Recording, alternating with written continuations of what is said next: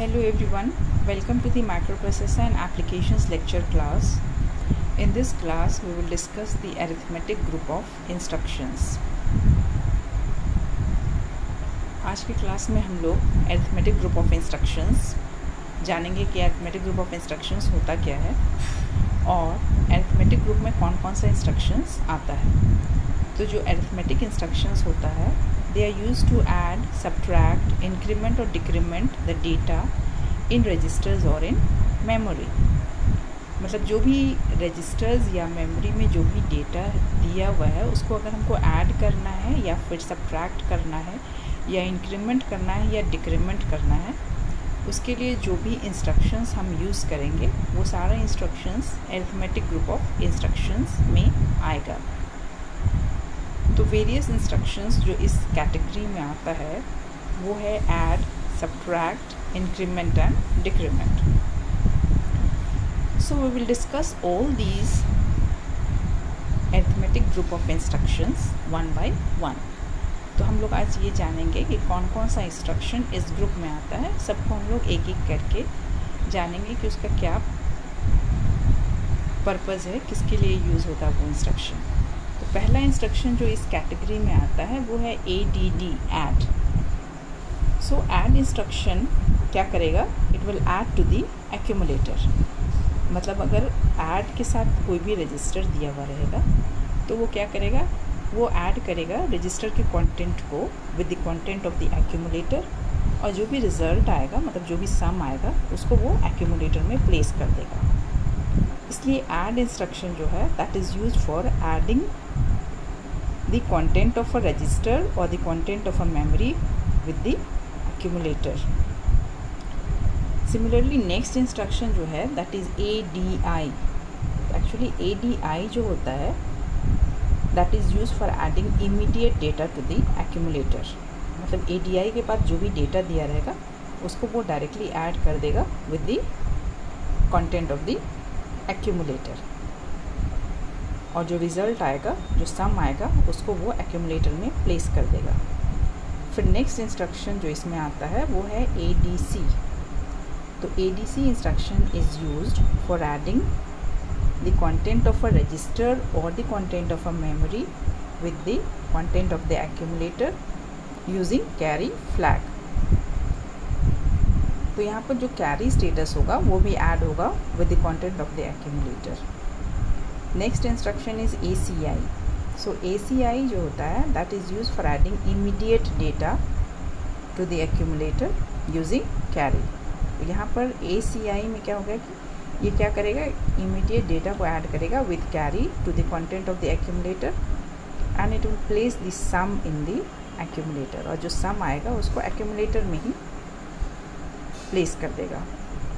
Next instruction जो arithmetic group of instructions में आता है वो सब्ट्रैक्ट।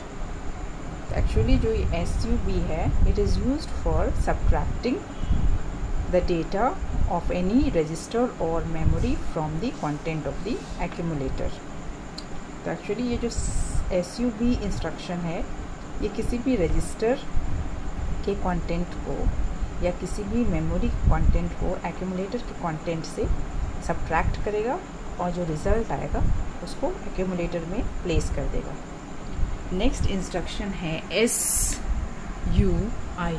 तो SUI जो है that is used for subtracting the immediate data from the accumulator. हम लोग जानते हैं जो I है वो स्टैंड करता है फॉर इमीडिएट डेटा। तो जो भी इमीडिएट डेटा दिया हुआ रहेगा उसको सब्ट्रैक्ट करेगा directly from the content of the accumulator और जो भी रिज़ल्ट होगा उसको एक्यूमुलेटर में प्लेस कर देगा। नेक्स्ट जो इंस्ट्रक्शन है वो SBB। तो एक्चुअली SBB जो है वो क्या करेगा, किसी भी रजिस्टर या मेमोरी के जो कंटेंट है उसको बोरो के साथ सब्ट्रैक्ट करेगा from the content of the accumulator और जो रिज़ल्ट होगा उसको एक्यूमुलेटर में प्लेस करेगा। नेक्स्ट इंस्ट्रक्शन जो है दैट इज़ SBI। तो SBI जो है that will subtract the immediate data from the accumulator using borrow और carry flag। मतलब borrow के साथ जो भी immediate data है उसको subtract करेगा accumulator के साथ और जो भी रिज़ल्ट आएगा that will be placed in this accumulator में, रिज़ल्ट को स्टोर कर देगा। Next instruction is INR।